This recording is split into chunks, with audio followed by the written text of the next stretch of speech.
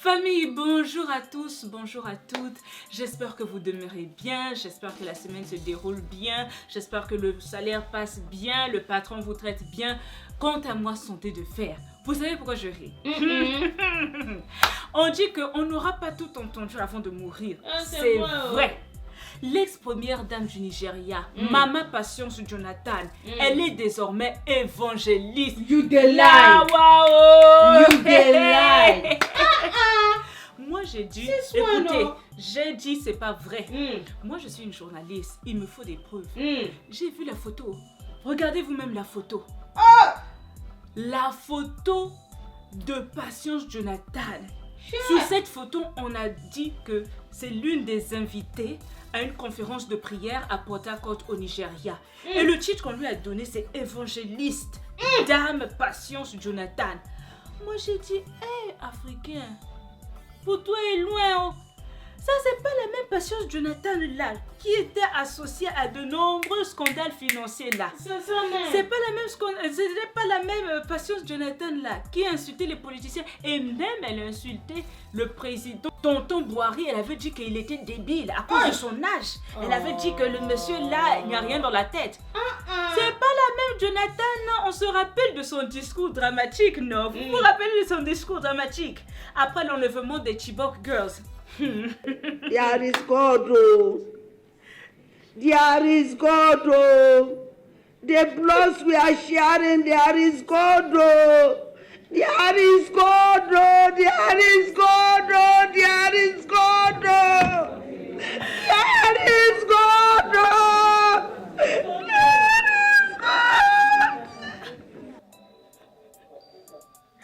Vous vous souvenez? Elle s'est mise à pleurer et l'audience était perplexe. On a dit, mais madame, c'est nous qui sommes concernés, nous sommes les mamans qui sont concernées de cet enlèvement. Vous êtes en train de pleurer, pourquoi? Et c'est la même Patience Jonathan, vous allez me dire aujourd'hui il est évangéliste. C'est vrai. Je sais déjà, je sais ce que vous êtes en train de penser, vous êtes en train de dire, vous êtes sûrement en train de dire, Rose, la Bible dit, ne jugez point. Mais moi aussi je lis la Bible, la même Bible aussi dit, on les reconnaîtra par leurs fruits. Abou, Pia. vous avez sûrement entendu qu'au Kenya, un immeuble de 6 étages s'est effondré le vendredi 29 avril dans le quartier populaire de Huruma, dans le nord-est de la capitale Nairobi. Bien.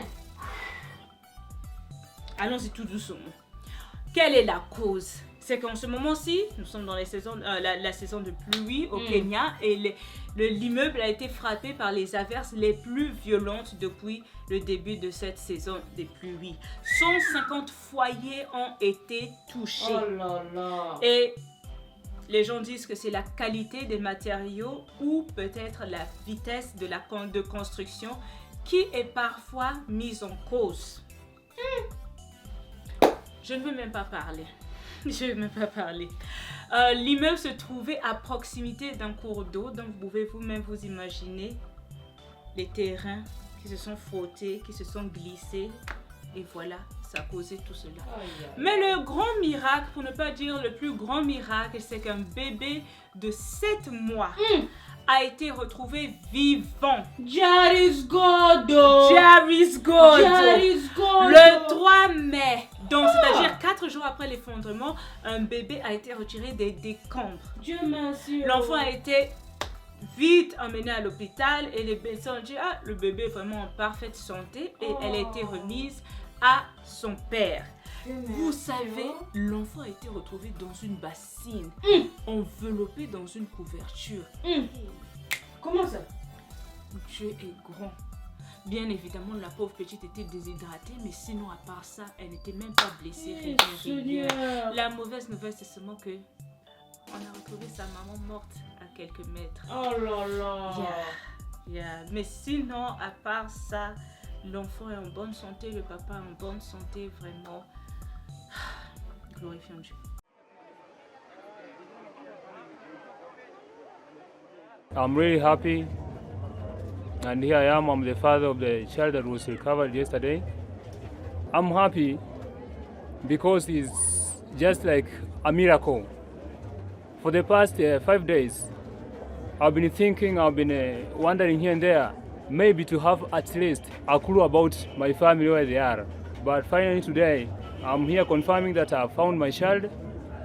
She's safe, she's okay, now she's somewhere.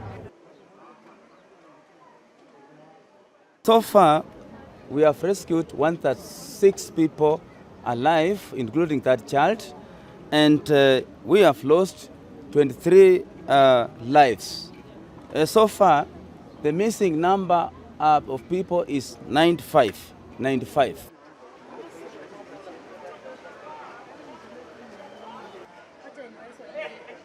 Le milieu de terrain camerounais Patrick Ekeng est mort le vendredi 6 mai. Il est mort au soir dans la capitale roumaine après un malaise cardiaque lors d'un match du championnat roumain. Il était âgé seulement de 26 ans. Vous imaginez, Patrick était entré sur le terrain seulement 7 minutes. Je vous dis que quand j'ai vu la vidéo, je n'ai pas cru. Il est rentré juste 7 minutes et il est tombé sur la pelouse sans aucun contact préalable avec un joueur. Regardez pour croire. Ligii Campionilor. Să vedem, i s-a făcut rău lui Ekeng, a căzut fără să fie cineva în preajmă. Atenție, au țâșnit cei din echipa medicală. Ekeng a căzut pe gazon, a căzut dintr-o dată, s-a și lovit cu capul.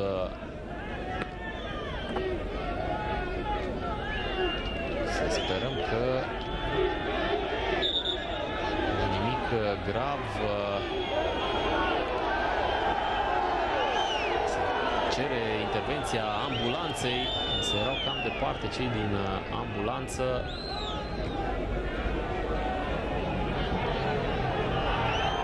Momente dramatice aici Ștefan cel Mare. Iată-l pe Ekeng care cade și... Famille, famille, famille. Combien de fois je vous ai appelé? 3. Moi, Rose, quand j'ai entendu l'affaire de Patrick Ekeng, j'ai entendu sa mort, j'ai dit...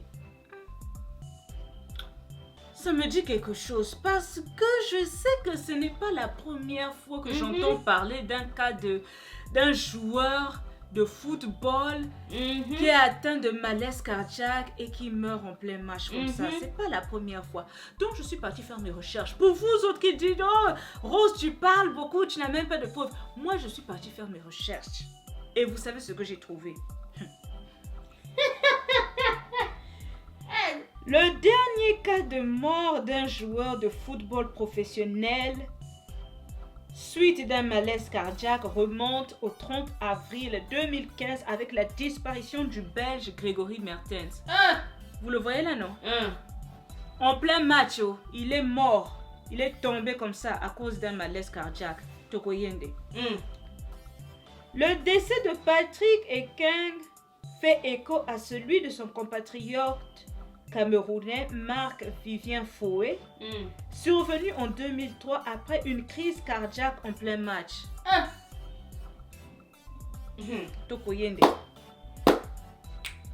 L'Italien Pier Mario Morosini était un footballeur. Le 14 avril 2012, il est victime d'un malaise cardiaque. Vous avez entendu? Et ce que j'ai remarqué, ceux-là qui sont morts de malaise cardiaque, la majorité, ils sont morts avant l'âge de 30 ans. Je n'en sais rien, mais je commence seulement, je dis seulement, quand on commence à additionner 1 plus 1, ça devient 11. Oh. Détective Kebele. Vous savez ce que vous voyez ce que je veux dire. Vous voyez, est-ce que vous savez, vous comprenez ce que je veux dire, non? Je ne vais pas trop parler. Raconte-toi la FIFA.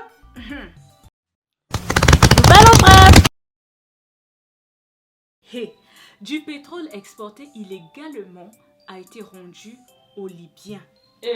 Oh, vous entendez ce qui se passe. Grâce à l'intervention de la communauté internationale, le Distia Ameya, qui est un navire battant pavillon indien, qui a voulu tenter de transporter illégalement le pétrole, donc Distia Ameya a restitué sa cargaison à la Libye. Qu'est-ce qui se passe? Laissez-moi vous expliquer clairement, en termes simples. Parce que j'ai lu l'article là, j'ai relu, il y avait tellement de choses compliquées là. Moi, Rose, je vais vous expliquer ça simplement, en mots courants. Laissez-moi vous expliquer. Histoire? Raconte. Ok, qu'est-ce qui se passe? Vous savez que depuis 2014, deux gouvernements sont des rivaux en Libye. Ils se disputent qui a le contrôle de la Libye. Moi, j'ai le contrôle de la Libye. Toi, tu as le contrôle de la Libye. Et l'un de ces gouvernements se trouve à l'est de la Libye. Donc, c'est ce gouvernement-là qui n'est pas reconnu par la communauté internationale qui a donné le feu vert aux pétroliers indiens. Ils ont dit, pardon, voici notre pétrole. Allez-y vendre ça. Allez-y vendre ça. Donc, les pauvres indiens ont dit, ok, d'accord, on va aller vendre ça. Arrivé en route, on a dit, hé, demi-tour, retournez rendre ce pétrole que vous avez reçu illégalement. Donc, voilà, en simple termes, ce qui s'est passé. Moi, Rose, je dis seulement. Tonton Kadhafi. Tonton Kadhafi. Faut laisser ça Kebele. Tonton Kadhafi. Lui aussi, il a fait mal, hein. La destination finale de ce pétrole-là, d'après les rumeurs, on dit que la destination finale, c'était les Émirats Arabes Unis. Ils n'ont pas déjà le pétrole. 37 détenus s'évadent de prison à Madagascar. J'ai souvent entendu des détenus qui s'évadent, mais soit c'est 1, 2 ou 3. 37! Mais vraiment, il n'y a plus d'espoir. L'évasion a eu lieu dans la prison de Tuléar, dans le sud-est de Madagascar, vers 1h30 du matin. 6 ont déjà été arrêtés. Selon la presse, ces prisonniers-là qui se sont évadés ont bénéficié de la complicité des gardiens de la prison. Alors, pourquoi les gardiens auraient vraiment ce courage-là, cette audace-là de laisser partir 37 détenus? D'après les informations, on dit que les agents de prison en ce moment-ci à Madagascar sont en grève. Depuis le 11 avril, ils sont en grève générale. Pourquoi? Parce qu'ils réclament davantage de véhicules pour transporter les détenus vers les tribunaux. Et ils se plaignent en ce moment-ci de devoir réquisitionner des transports en commun pour exécuter cette mission. Non, on a parlé du Congo, car le Congo, vraiment, le pays, il est nul. Mais vraiment, Congolais, regardons les autres, vraiment. Donc, à Madagascar, les agents de prison doivent prendre des transports en commun pour exécuter les missions là, d'aller déposer les prisonniers vers les tribunaux, vraiment. Vraiment. Ça, c'est à voir.